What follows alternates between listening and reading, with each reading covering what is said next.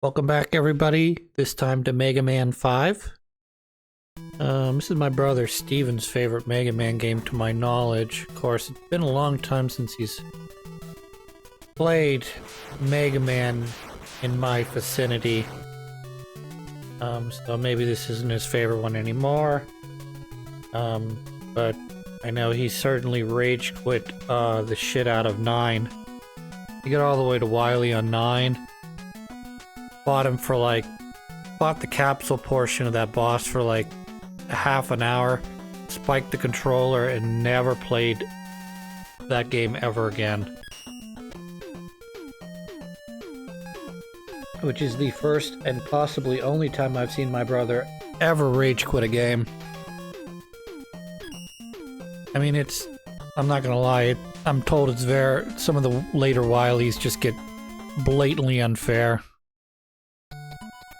Alright, we're gonna do some Starman first. I think he's the easiest. You might be able to get away with Wave Man here as well. I don't think he's terribly difficult for Buster only. Certainly you can also do Stone Man. He can be pretty easy, Buster only. Gravity Man's okay, Buster only. You just have to be able to evade better than not at all.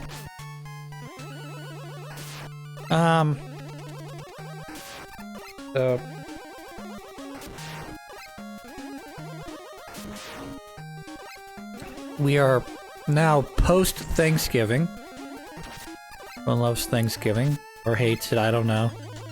Seems like there's a mixed bag regarding Thanksgiving. Like, a lot of people...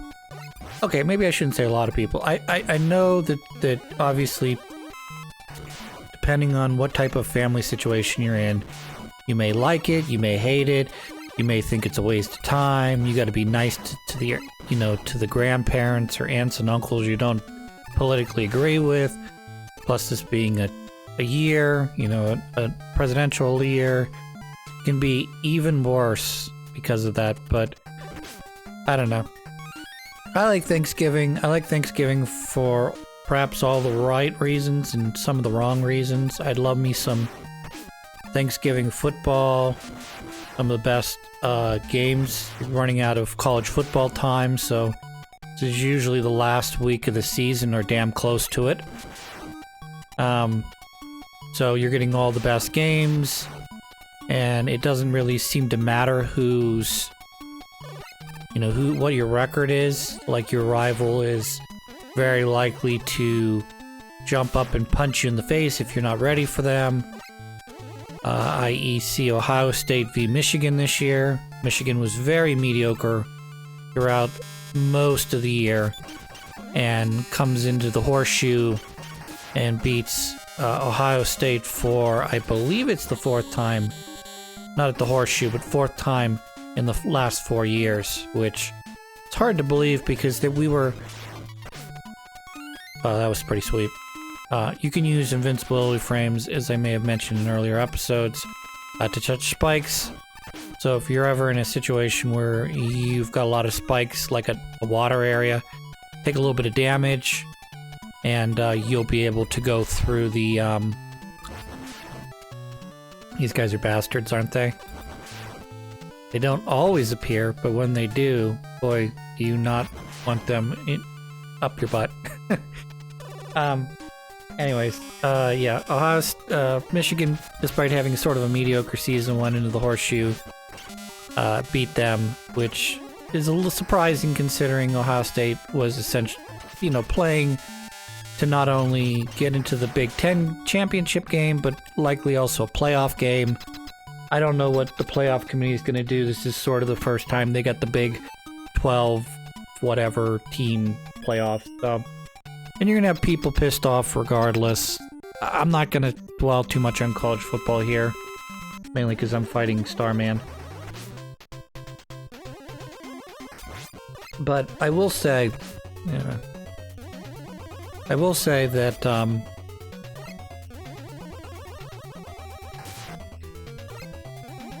there are right now, the way the conferences are set up, it does not play well into...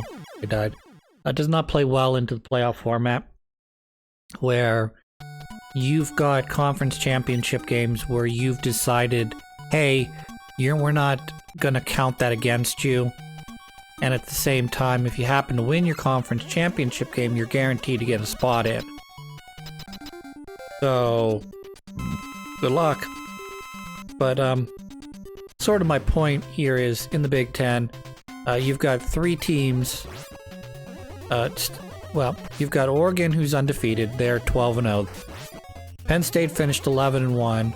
Indiana finished 11-1. Had Ohio State won against Michigan, they would have been 11-1. So you would have had 3 teams in the Big Ten. Only Ohio State has played both Penn State and Indiana and beaten them both. So of the teams that had the best justification for being a one-loss playoff team, it was very much Ohio State. Now I don't know what to make of them because they've got that second loss. Does that disqualify them, not disqualify them? And then the SEC's arguing, well, we're playing all these tough opponents. Of course you're going to have a bunch of 2-loss teams. What do you expect? You got to let us in. It's like, but you didn't play everybody either. And I understand that's not really been the thing, the MO in college football for a very long time now. But the more teams you add, and you got to keep, you want to keep your bunny rabbit games, you want to keep your non-conference games, blah, blah, blah, blah, blah. Whether you're Georgia Tech, that's a cross-conference game. Or if you just want to schedule another bunny rabbit so you can have an extra home game. You're taking games off the schedule that you could be playing in conference to truly figure out who's the best in your conference.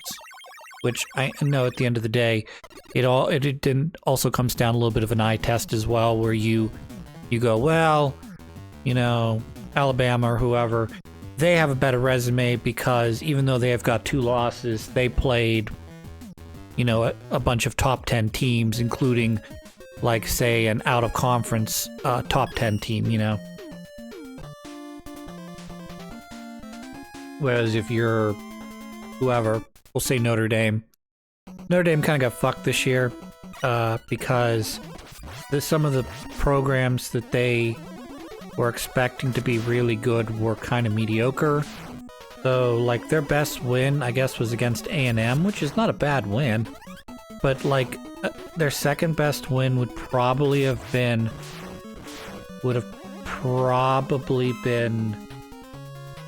Louisville, which is kind of stinky because they did play Florida State this year, and that was supposed to be sort of one of those marquee games.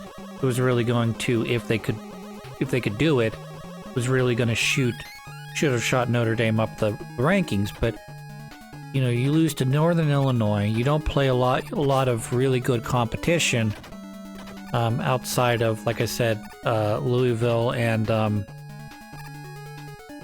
A&M. I don't know what to make of that, I mean, you played both Army and Navy, who both had really excellent seasons this year. We'll see how Army finishes. They still have the traditional Army-Navy game, and right now they are playing in a conference championship game, so they'll be playing Tulsa. Is it Tulsa? Or is it Tulane? I should know the difference. It's the Green Wave, so I think that's Tulsa. Anyways, so if they manage to win those 2 games, they'll be 13-1. I can't imagine you would keep them out of the playoffs, but they're also, as of Saturday after Thanksgiving, unranked. So I don't know what to say. You lose one game to Notre Dame, and all of a sudden you go from being in the top 25 to not being allowed in the top 25. So go figure that one out. And then my Panthers got beat up too badly this season. They went 7-0 in the first half of the season, and then they went 0-5 in the second half of the season. And ultimately, you know, even if they did should have lost to SMU, or I mean, they made the Clemson game super tight. You know, say you at best you could have split, say, those two games, and then you could have finished 11-2 or 11-1, 10-2. That would sort of been the, but just too many, not enough depth, too much injuries across the offensive line, and then you started losing other key players. Both running backs were lost towards the end of the season, either because they got injured or dead. Whoopsie. Either because they just, I mean, first of all, they didn't have the depth across the offensive line, which meant that if you're a running back quarterback, you're taking more hits than you need to be taking, which means you're more likely to also get injured, and that's just sort of what happened. Quarterback went down, backup running back went down, the last home game of the season, which was, what was the last home game of the season? Was that Virginia? Or no, that was Clemson. They played Clemson. I don't know. I'm lucky I didn't die there.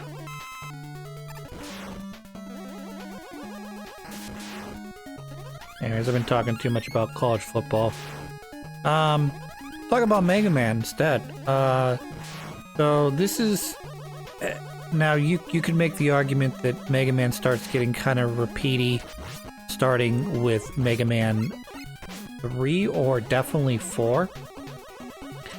I would say once you get to 5, you're still running into interesting new gimmicks, like this level I think is great, but Starman is just your Skull Man, your Woodman, you know, with the leaf shield.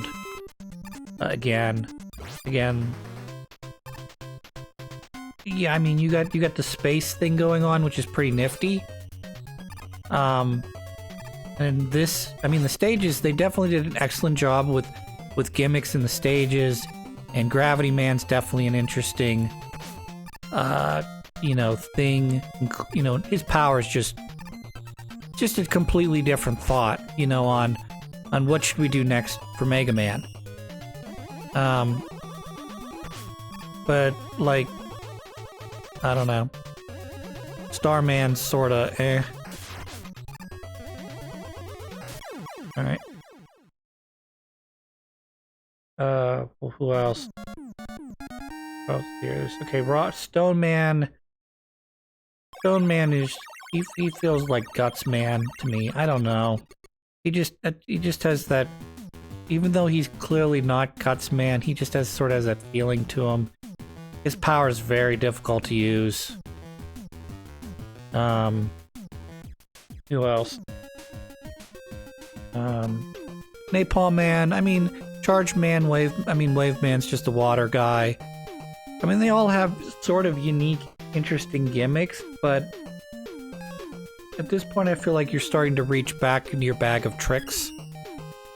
And you're starting to pull out some of similar stuff, you know? It's not really,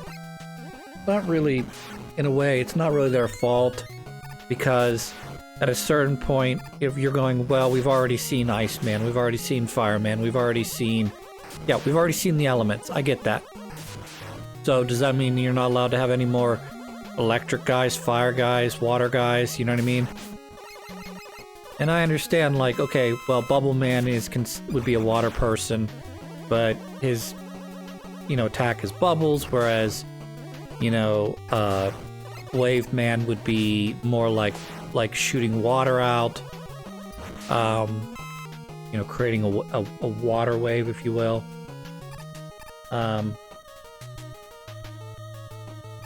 Dead.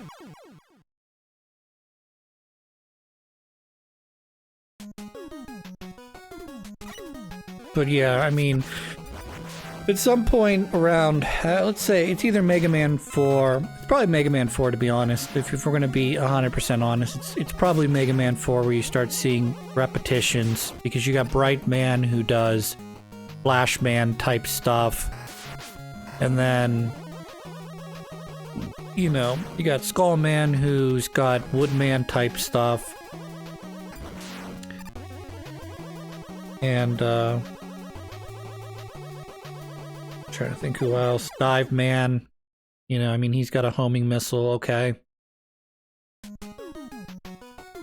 Toad Man, he's got a full AoE, but it tends to be not very useful because it covers the whole screen. It also means that it's probably better on these small guys you run into in the field than they are on the actual bosses. I can't imagine any boss other than Bright Man who's weak against it would take any damage from it, is sort of what I'm trying to say. Also, you can see down at the bottom it says Mega Man V or Mega Man 5. They're not those. There's one letter, I think, in every there's one letter in every stage. But it's not that difficult to get all of them. Like, basically, they're gonna be in your way, with the exception of, I believe, Stone Man is the one that is the least, or is the one that is actually hidden in the stage. If you're just keeping your eyeballs open, you'll probably notice the different letters. Like the M, you know, in Starman stage was pretty simple to get.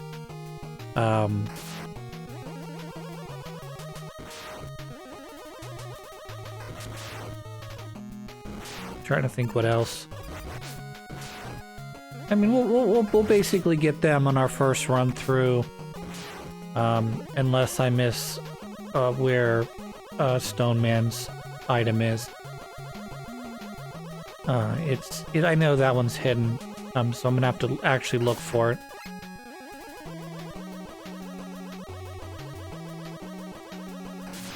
Oh, fuck this guy. So these guys are kind of like,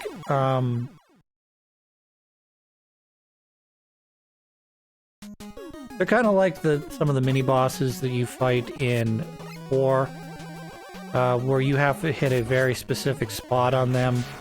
Like, you remember the snail? The snail was only, but they're not nearly as bad as the snail. See, there's the N. Another letter. Because the snail's only affected, you can only deal damage to the snail when it has its eyeballs open. So, while its eyeballs are closed, you can't do any damage to it.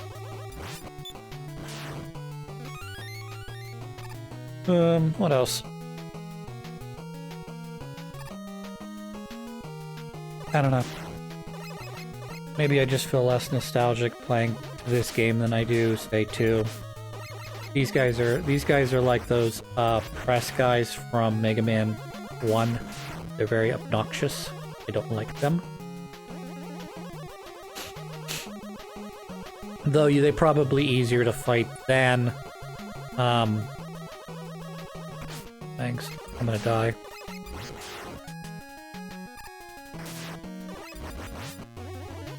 I don't know if these cone head things can be defeated or not. If I can get to the gate, I'll be pretty happy. Oh yeah. Oh yeah, I'm gonna shove straight up your bum. Surprisingly, there's not a little missile cone head thing at the very end to really screw you up. Alright, we're just gonna dump this life in the garbage.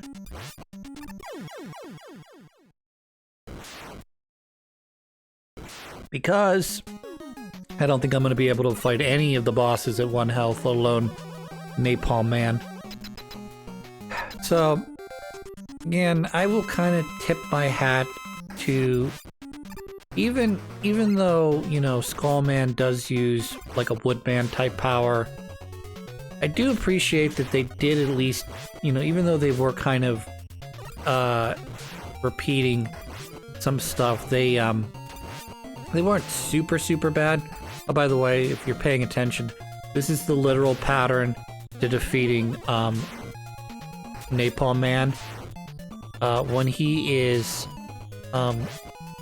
near the wall, you could slide away from the blast, and when he jumps towards you, you want to slide under him.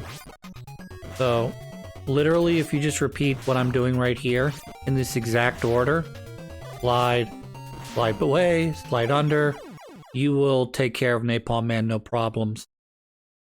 Because that's, unless he switches back over to his missile fire thing, he's just going to continue to repeat that. If you slide the wrong direction, you will take damage. So, like I said, he jumps.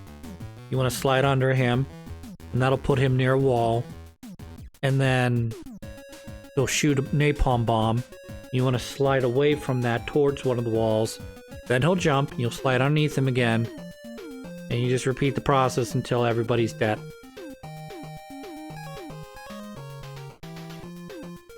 I also picked, I don't know why I picked Napalm Man there. I didn't have the power that's good against Napalm Man. So that was a little weird. But now that I've actually picked the correct one, we're gonna be able to roll through the rest of these bosses pretty quickly. Gyro Man's bad against gravity, and let me think here. And against gravity. And then Crystal Man, whatever his name is, he's bad against propeller blades. Bad against this boss. And then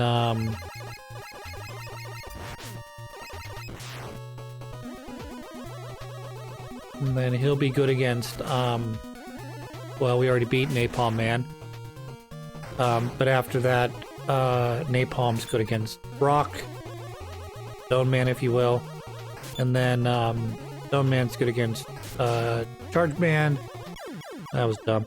Charge Man's good against Wave Man. Of the bosses, in terms of difficulty, I think the most difficult bosses to fight would be Crystal. Without the propeller blades, I think he would be pretty difficult. Obviously, Gyro Man would be... I'm not sure he would be that impossible to defeat, because his patterns aren't all that difficult to deal with if you're doing a Buster-only run. But definitely having a power like a Flash Man power, I would definitely make any boss just, you know, pointless, I guess.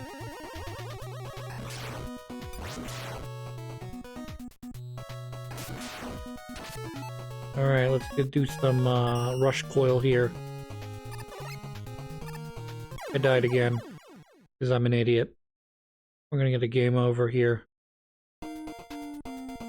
Boom, boom, boom, ba-doom, boom, ba-doom, ba-doom. So I'll let you in a little information. Mega Man 5 gives you the M tank, which is basically it maxes out everything. So it'll max out all of your weapons, ammo, and it'll also max out your health. Whereas an E tank just refills your health. However, the game will only let you carry one of the max, whatever they call that, we'll just call it a max canister, because that is broken. So if you happen to have one in your inventory already, the other ones will not spawn. So as you continue along the different levels, if there's a possibility that one of those may show up in a stage for you to collect, it will not show up if you have one of the maximum canisters on your in your inventory already. So, in a way, if you get kind of stuck and have to use it, like, oh no, I'm halfway through the castle, and I need whatever, I need stone man power, I need blah blah blah power, or I've used up a large chunk of all of my powers. Go ahead and use that M. You're gonna get another one. The game is not super chintzy about them. I mean, they are kinda, but you will run into them. Because the game realizes that your options, particularly when you get to the end of the game, are we either give you something to let you refill your enemy weapons, or you're just gonna get it. You're just gonna have to game over and continue. And the game whoever, we'll just say the creators don't really want to do that. They don't want you to have to go, oh well, I used up all of my Skullman power. There's no way to beat the boss here because he's only weak against Skullman, and he will not take any damage from your Buster Cannon or anything else.